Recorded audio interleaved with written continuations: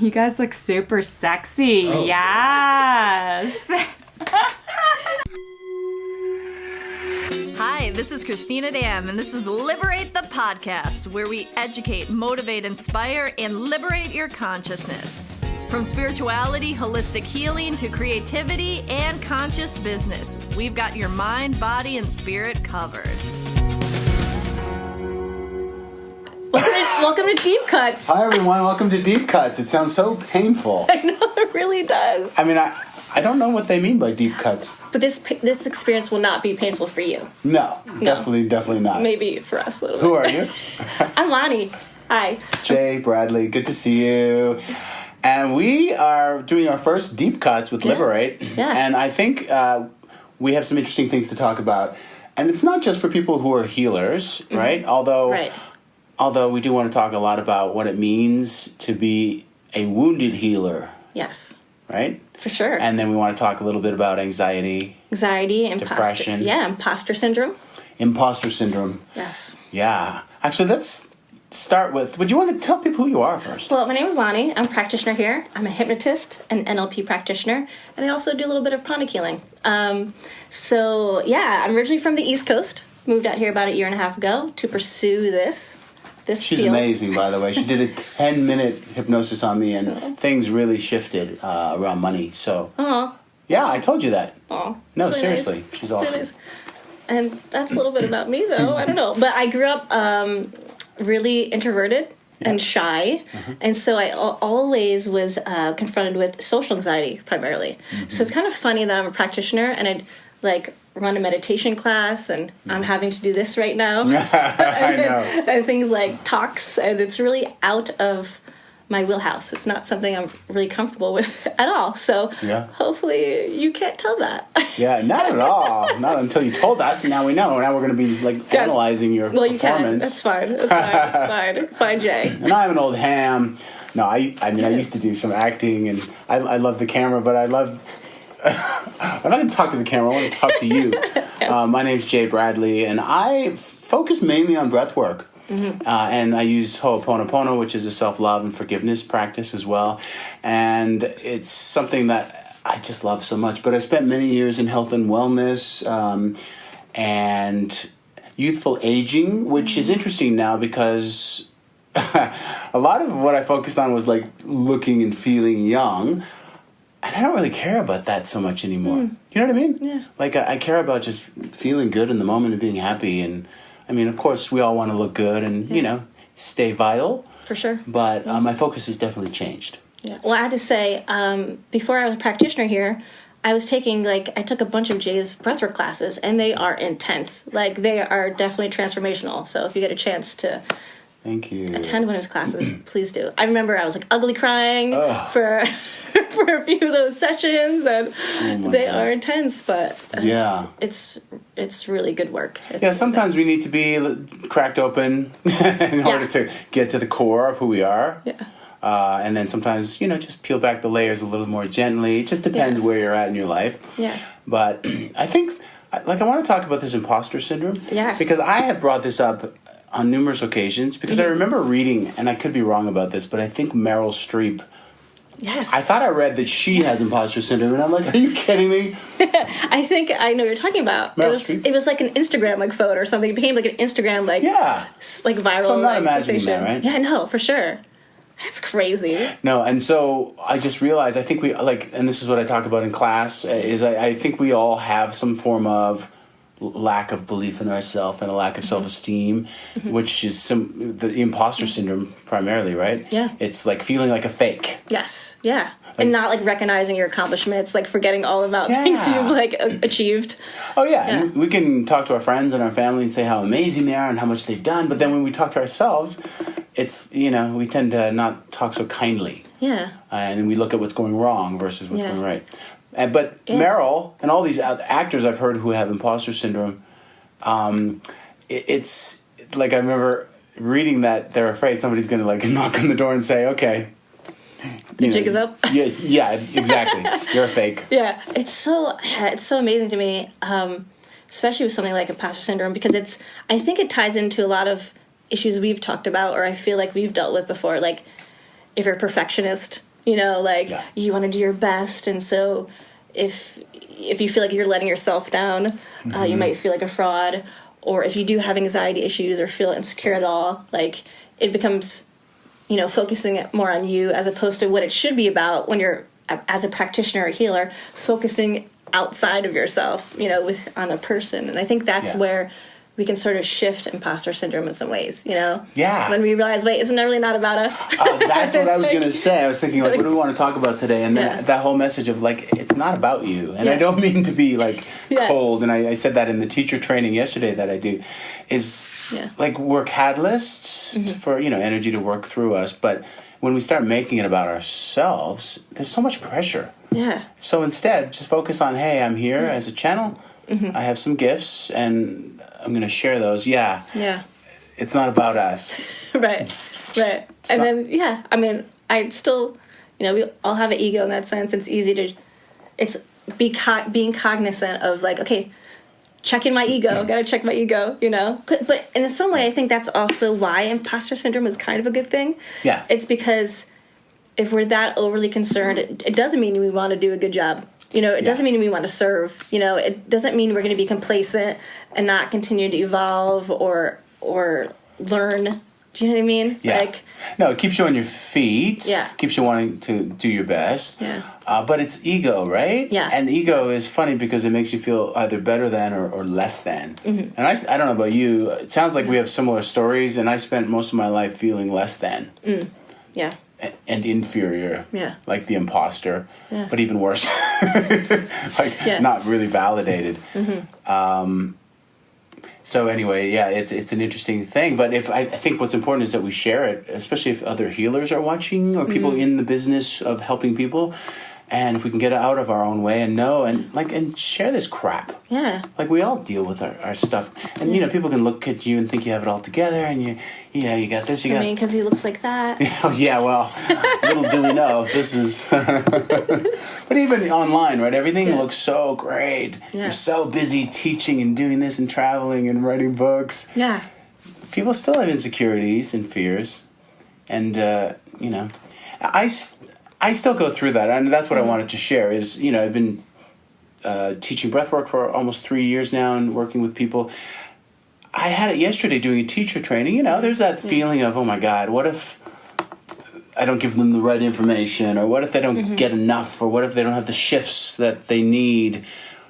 Even in private sessions, you know, there's a responsibility, but if we can just say, they're going to get what they need, and I'm just going to share the info and do my best. Yeah, and we have to be reminded that whoever's seeing us doesn't know what we know, doesn't know our knowledge. Yeah. You know what I mean? Because I think sometimes we assume, like, oh, this is just something we know, and we take it for granted that others are going to know that. But no, that's why they're seeing you. You know, like they're coming to get your knowledge, and it's, I guess when you think of it that way, it kind of makes it a little easier as well. And I can't believe you deal with that. Like, I don't know. I think you have a really great gift, and I think that it comes so naturally, and so I think it's the ego's way of preventing us from living in the light. Don't you? Yeah. It's like that little voice. You're not ready. You're not good enough yet. Maybe a little longer. Maybe another certification. Maybe. Yes. It's like constant. Yeah. But that's crap. Yeah, it's so funny. I was reading something from this hypnotist at one point, and he was actually talking about imposter syndrome. And what he said, I was like, oh, that really makes sense. He was saying something like, we all were like, seemingly, you know, like cave people at one point in time, right? And, you know, everything is made up. Like, we've made up universities and degrees and techniques. Like, it's all made up. So, in some way, like, everything is an imposter. You know what I mean? Like, it's all made up. So, it's not something... it doesn't kind of weigh you down as heavily when you think of that. Do you know what I mean? Actually, does that make sense? Yeah, it reminds me. I did this self-help course when I was acting, and it was all about anxiety and stuff like that. And they had us do this practice where, like, let's say you're an actor and you have your first job on ABC, right? And it's like, oh my God, it's ABC, right? But if you could go before the time of ABC, before it existed, and put yourself there, it's kind of similar to what you're saying. it takes the stress away of oh my God, it's ABC. Because like you said... It didn't exist at one point. It's just a name. All made up. Yeah. We put a lot of pressure on things. Yeah. Like we give it this meaning. Yeah. You know? Yeah. It's not about our emotions, really. You know? What do you believe about what you're thinking? What do you believe about what you're feeling? You know? Yeah. Which brings us to like the whole anxiety and stress thing. Yes. Oh, and depression. Yeah. You have had... I've always dealt with anxiety as a kid. Like hardcore debilitating, like social attacks? anxiety.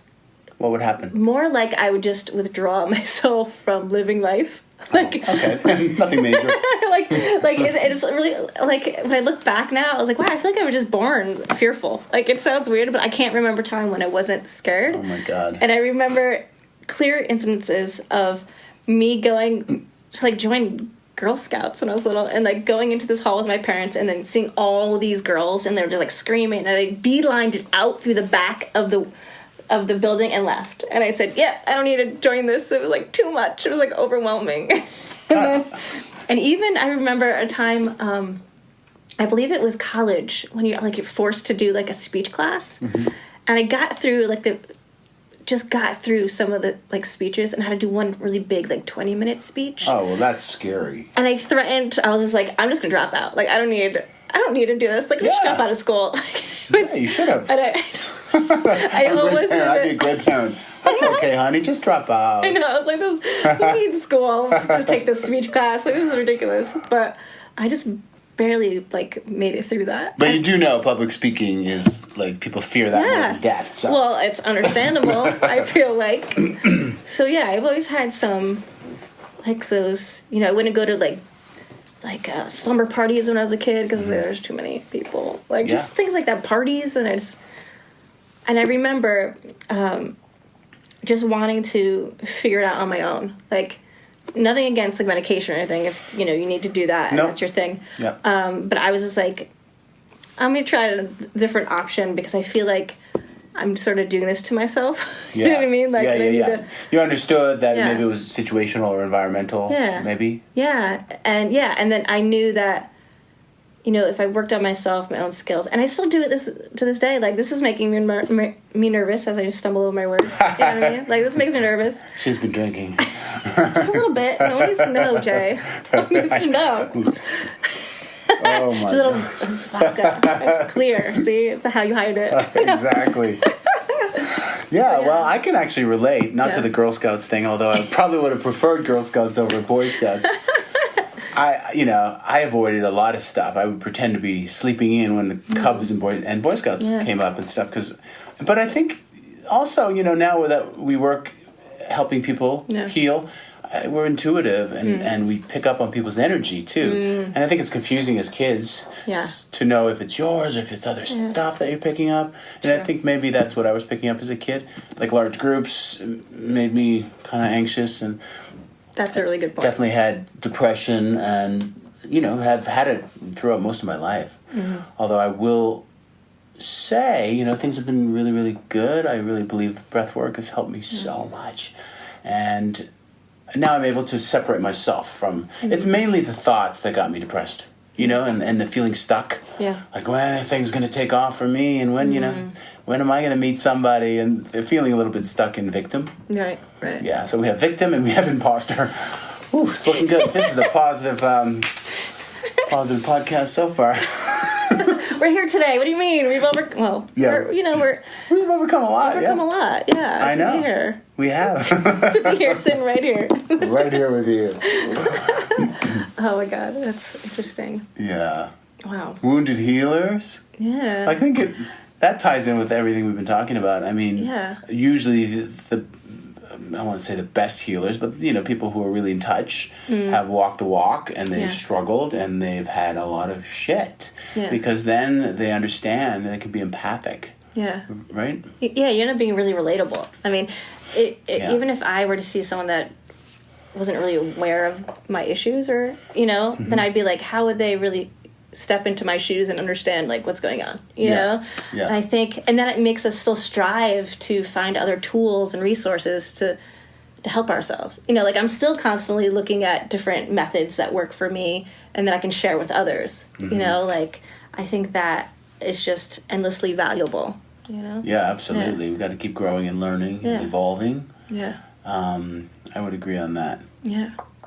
And it's, I mean, I know there's always like debate. There sometimes is a debate, like should you see somebody that still has issues, but like we're not perfect people. Like no one's perfect. Yeah, and that's the whole thing about the wound. Okay, yeah, and we talked about that too, and how, in fact, this comes up in class sometimes. I think when we go to class, I mean, we want to know that the teacher has it somewhat together, I think. Right. And so I often debate, like, do I really share, like what happened yesterday and then I had a really bad day, or that, I'm still stuck in this area, because then maybe they won't believe that this breath work works. Right. Right? Right, yeah. That's super vulnerable and raw. Yeah. Versus this is where I was and this is where I am now.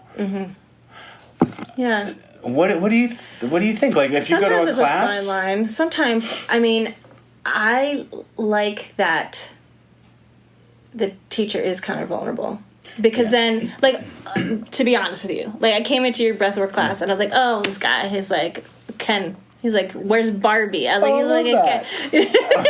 And then I was like, and I meant like at the time, no, like, totally. you know what I mean? I was That's like, so oh cool. wow, he's really fit and like looks really well put together, and like I probably have nothing in common with him at all. And I was like, oh, I'll just do this thing. And then I remember us talking, and I was like, oh, like he's totally down to earth, and like I could talk to him about, and we have like similar interests and similar issues that we deal with, and it just made it more an enjoyable experience for me. Oh, that's so great. Yeah. No, that's really great too, because I think we forget what we project, and that's why vulnerability is so important too, because people could look at you and think you have it all together, and that's why it's important to relate. But sometimes I wonder, like, and again, things are really good right now, like things are flowing for me in a lot of areas, but if I went to a class with somebody who's been doing therapy of any type, and I see that like a they're mess, depressed, like a hot mess. Again, this is not me. I'm not like suicidal or depressed and struggling that much. But, or if they're really stuck financially and they're single and they're, addicted. Yeah. You want then to I'd know, be like, well, this doesn't work. Yeah, you want to know they're doing the work and it's working for them. Yeah. So I think it's a fine line, right? Yes, it's a fine line. Like, hey, for I sure. was here. I'm here now because of this work. Right. I'm still struggling in this area, but that's life, maybe. Yeah. No, I agree with you. Yeah, you don't want to think that, like, your teacher's a hot mess. Can you imagine? Welcome to the breathwork class. I'd be like, how long is this class? I'm out. This is super powerful. I'm really feeling good. Yeah, that wouldn't be good. Yeah, no, that would be bad. Yeah. No, I agree with you. Yes, I agree with you. And I think that's juggling that or knowing how to present yourself in an authentic way. Yeah. You know what I mean? And still be vulnerable. To also but, know that you're not going to resonate with everybody, and vice versa. That's also hard as somebody who's a healer or in the public eye. Yeah. I sure had that. Like, I'm Canadian, I'm nice, we want to be liked. And that was hard to Is that realize. a Canadian thing? Yeah, oh yeah. We're like so nice. Not every Canadian, but, Yeah. That's interesting. Yeah. And that's hard, though, to know that not everybody's going to like you, or they're going to judge you based on the way you look or this or that. Yeah. So that's okay. Yeah. I mean, that comes down to, like, insecurities, and we all have them. You know what I mean? Focus on the work. Focus. Yes. And that's really what it comes down to, I think, is just like, how can we serve? How can we get over our shit to know it's not about us, and to be of service and to keep sharing the work. Right. Knowing that we're not perfect, but we're going to keep doing our best. Yeah, and it's like a lot about perseverance, like as that individual and that practitioner, or as general as people, it's like, it's, do we allow our fears, our doubts, imposter syndrome, things like that, our depression, our anxiety to stop us, or do we persevere past it and keep going? And I think that's the goal, That is the goal. And we were talking just earlier about this too, and I had the big birthday, the big 50, and I was just saying, like, I literally feel that things just shifted maybe at 49. And I could have easily given up a long time ago, because that's a lot of years of, again, my life wasn't horrible, but there was a lot of struggles and, like, pushing against walls. And I bring that up because, like, I guess I want everyone to know that, like, you just keep doing the work, and eventually things will shift. Yeah. Eventually, like, you'll get to a place that feels better. I really believe that. Yeah. As long as you keep expanding and trying new things and maybe being a little adventurous. Yeah. What about you? Like, have you done a lot of healing modalities? Oh, God, yeah. Yeah. And I'm constantly still doing things, like checking things out. I think the values, like, I used to be like, I just want to be confident. And I realized approaching things that make me scared, I now appreciate different values. Like, I appreciate being gentle with myself and others. Yeah. You know, curiosity. Mm-hmm. You know, those are the things that I cultivate now in order to, like, and being adventurous in that sense, like, just constantly just, like, going for it. Yeah. I think, you know, no matter what. It's just, like... How are things for you overall?